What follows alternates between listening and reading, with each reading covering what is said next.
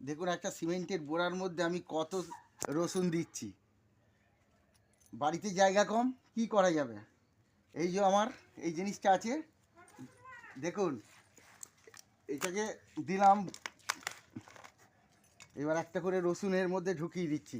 যাদের বাড়িতে জায়গা কম তারা এইভাবেই চাষ করবে।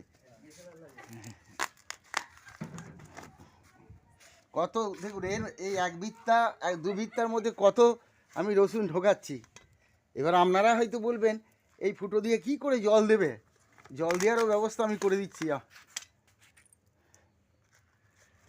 জল দেওয়ারও ব্যবস্থা করে দিচ্ছি। দেখুন এই যে সিরিঞ্চি আছে, একটু করে জল নেবেন, দিয়ে দেবেন।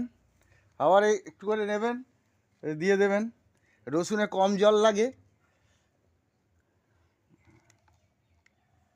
এই যে রসুনগুলো সব পচে গেছে শেষকালে।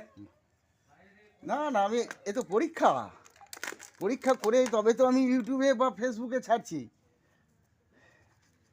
আগের বছর আমি করেছিলাম, ভালো ফল পেয়েছি। তার জন্যে আবার এবছরে যাতে সবাই দেখে এবং উৎসাহিত হয়, সেই জন্যে আমি ছাড়লাম। ধন্যবাদ। আপনাদের অল্প জায়গা থাকলে আপনারা যেন এইভাবে পদ্ধতিতে চাষ করবেন।